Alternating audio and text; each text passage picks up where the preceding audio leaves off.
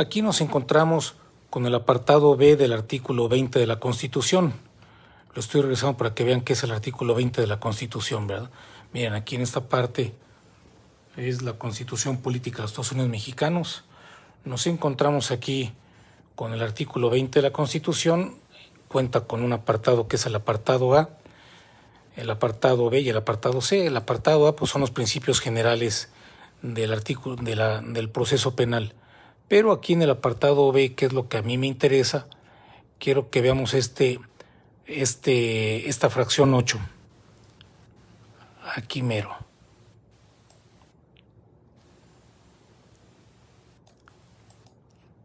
Ay, permítanme, soy muy malo para...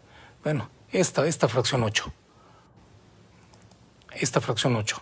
Aquí la fracción 8 del apartado B del artículo 20 de la Constitución dice que tendrá de hecho una defensa adecuada por abogado al cual elegirá libremente, incluso desde el momento de su detención. Si no quiere o no puede nombrar un abogado, después de haberle sido requerido, podrá, para hacerlo, el juez le designará un defensor público. También tendrá de hecho que su defensor comparezca en todos los actos del proceso y tendrá la obligación de hacerlo cuantas veces se le requiera. Como les decía, el derecho a una defensa adecuada es un derecho tanto constitucional como convencional. Es un derecho irrenunciable, aunque la persona no quiera señalar un defensor, forzosamente la autoridad le designará entonces un defensor público. Aquí la pregunta toral, motivo de este tema, es en qué momento, si una persona es detenida, puede tener acceso a una defensa. Es de manera inmediata, tan es así que, como lo comentamos hace un momento, la fracción 8 del apartado B del artículo 20 de la Constitución, pues nos dice que tendrá derecho a una defensa adecuada por abogado, por sí, al cual podrá elegir libremente, ¿verdad? En caso de que no quiera designar defensor, entonces la autoridad tendrá la obligación de designarle un defensor público. Entonces, si una persona llega detenida, el Ministerio Público le va a preguntar si cuenta con algún defensor. Si él en ese momento dice que no cuenta con defensor, entonces el Ministerio Público es cuando le designará un defensor público. Y bueno, no específicamente el Ministerio Público. El Ministerio Público se comunica a la Dirección de Defensorías Públicas, ya sea estatales o a la Delegación de la Defensoría Pública, dependiendo, estando en algún estado, esto en la federal.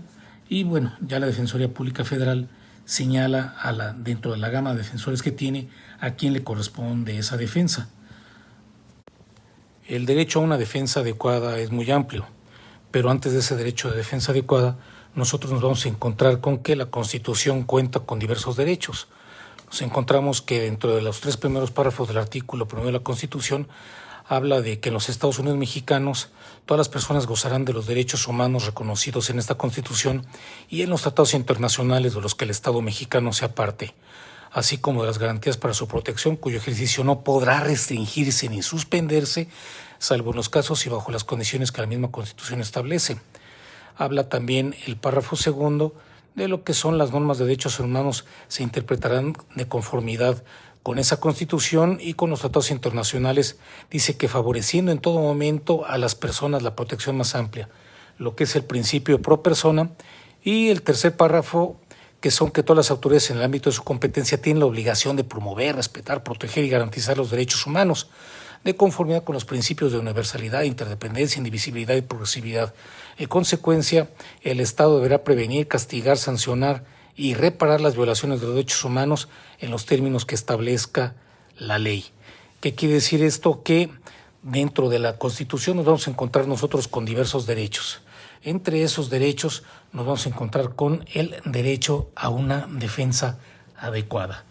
Cuando una persona es detenida, la autoridad tiene la obligación de documentar el motivo de la detención, entre otras cosas que más adelante les voy a platicar. Esto con la finalidad de dar certeza de que los hechos acontecieron tal y como se menciona. Una vez que llegamos a la agencia del Ministerio Público, solicitamos pues se nos tenga o se nos dé acceso a lo que es el informe policial homologado. Aquí tenemos un informe policial homologado. el cual consta de diversos documentos. El primero de ellos es la puesta a disposición. Aquí en este caso estamos viendo que fue puesto a disposición el día 20 de septiembre de 2024 a las 20 horas con 30 minutos. En este informe policial homologado, bueno, se ve cuántas personas son las que intervinieron en la detención, lo que son los policías, que si hubo algún vehículo relacionado y el inventario de los objetos que hayan sido encontrados. En este caso encontraron 2 armas de fuego. Y bueno, además de las armas de fuego, pues también encontraron pues otro objeto y un acta de entrevista, por ejemplo. Encontramos aquí el nombre del policía que llevó a cabo la detención, al cual se le denomina el primer respondiente, y finalmente en esta parte lo que es el Ministerio Público, que en este caso fue de la Fiscalía General del Estado. También dentro del documento encontramos lo que son los datos del primer respondiente. Aquí aparece el nombre del mismo, la autoridad a la que pertenece, en este caso en el estado de Colima, y pues el grado que tiene, que en este caso es policía segundo. Se ubica la unidad patrulla en la que él viajaba y cuántos elementos arribaron al lugar, que aquí señala que fueron 4. En este mismo documento está conocimiento del hecho. Aquí conocimiento del hecho, lo relevante es ver en qué momento conocieron el hecho. Aquí se ve que lo conoció en el día 20 de septiembre de 2024 a las 18 horas con 30 minutos. Arribaron al lugar, ellos dicen que conocieron el evento a las 18:30 horas de esa misma fecha, pero que arribaron al lugar 5 minutos después, a las 18 horas con 35 minutos. Y también aquí se va a dar una descripción de lo que es el lugar de intervención. En este caso fue en la carretera Manzanillo-Colima, señala un número exterior 507, en la ciudad de Colima, frente al rancho, o una referencia, frente al rancho El Saus. Hasta señala aquí la geolocalización, ¿verdad? El siguiente documento que tiene que llenar la policía, pues es un croquis ilustrativo del lugar donde se llevó a cabo la detención. Aquí, por ejemplo, pues se pregunta si se realizó la inspección del lugar. En el momento de realizar la inspección, si se encontró algún objeto, pues ya se dice aquí que sí se llevó a cabo la inspección del lugar, si se encontró un objeto. Dice si llevó a cabo la priorización de la intervención, dice que sí. Y en la parte aquí si se preservó el lugar de la detención, dicen que no. Preservar el lugar de la detención consiste en el acordonamiento. Posteriormente hay una situación que se llama la narrativa de hechos. Esta narrativa de hechos es un acta circunstanciada en donde van a señalar los elementos policíacos tal y como acontecieron los hechos. Desconozco por qué en este momento pues el acta no termina, pero viene más adelante. La verdad desconozco el motivo por el cual la dividen. Yo normalmente las junto y la dejo como un solo documento cuando la estoy revisando. Pero el siguiente documento que tenemos es sobre la detención. Aquí nos va a señalar que la detención fue el día 20 de septiembre del 24 a las 18:50 horas. ¿Por qué a las 18:50 horas? Porque precisamente la narrativa de hechos a las que les hice alusión hace un rato no señala cómo fueron aconteciendo los hechos, es decir, se señala una línea del tiempo. En este caso, bueno, ya nos dice que la detención fue en esta hora ese día. El nombre nos señala en este asunto se detuvieron a 3 personas. Aquí nos señala una persona, nos señala aquí lo que es sus derechos como persona detenida, el nombre de que está enterado de sus derechos, y viene siendo toda esta parte es los objetos que le hayan sido encontrados, ¿no? Pero objetos personales, no objetos de delito. Otro documento que consiste en el traslado. Aquí en este caso el traslado lo llevan van a describir perfectamente dónde fue detenido, qué calles tomaron para llegar finalmente a su destino con el Ministerio Público, y este documento pues es firmado por el primer respondiente. Este es otro anexo de detención. Como fueron 3 personas, pues tienen que hacerlo de manera individual. Y si se dan cuenta, bueno, pues en todos tiene su lectura de derechos, su inventario de objetos, el traslado. Esta es la persona, este lo tengo subrayado porque esta es la persona a la que yo estoy defendiendo.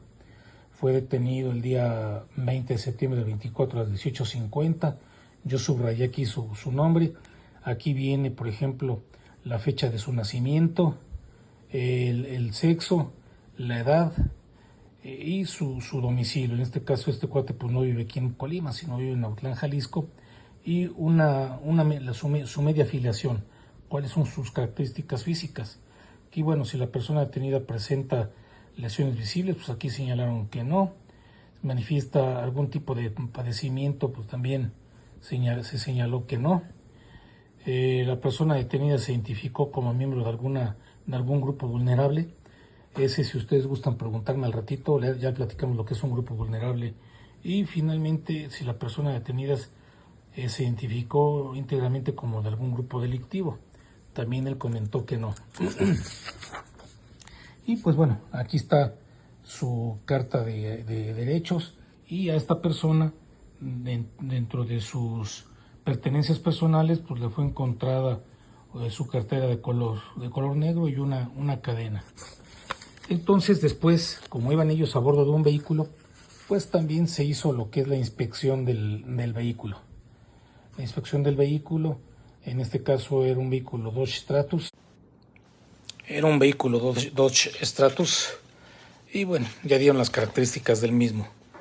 Después, bueno, sigue aquí el inventario de armas y objetos. Como les decía, de lo que me interesa pues es lo que le fue encontrado a mi defendido, que en este caso ya les decía yo que le encontraron unos objetos entre sus pertenencias, pero también cuentan los que fueron encontrados dentro del vehículo. Aquí dicen que dentro del vehículo pues fue encontrado un narcótico, que fue encontrado pues lo que es en el portavasos, y aquí señala, bueno, pues que es una bolsa de plástico transparente conteniendo material granulado con las características del narcótico conocido como ice. También señalan que fue encontrado un cargador balístico, y pues continúa aquí lo que es la narrativa de hechos. Y como les decía hace un momento, pues siempre debe de haber una línea del tiempo. Aquí señala que a las 18:44 horas fueron ellos revisados, les encontraron las cosas. También después aquí señala que a las 18:45 horas fue revisado el vehículo y pues se encontró lo que es un arma larga, un cargador balístico, una bolsa conteniendo material granulado con las características del ICE, y pues objetos que fueron encontrados y que le fueron entregados a un policial que se le denomina que tiene las capacidades para procesar la evidencia. Y bueno, después de que se lleva a cabo toda la narrativa, los policías hacen un inventario de cómo es de que ellos dividieron los objetos que fueron encontrados, a los que se les denominará indicio.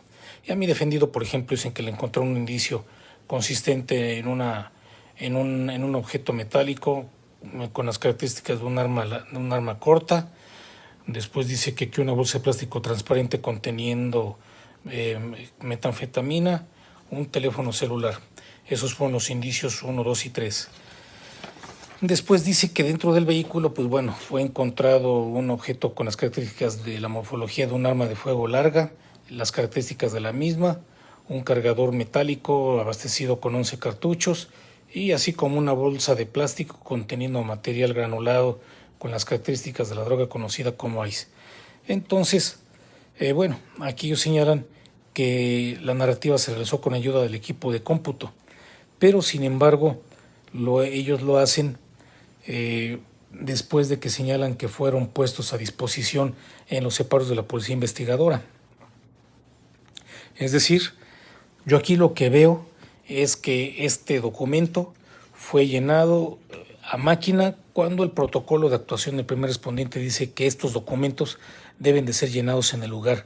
Y por supuesto, si ellos en ningún momento manifiestan que se encontraban dotados de un equipo de cómputo y de una impresora, pues esto me da a entender que este documento fue llenado posterior a que fueron puestos a disposición del Ministerio Público, lo que es un punto a mi favor al momento de irme a juicio.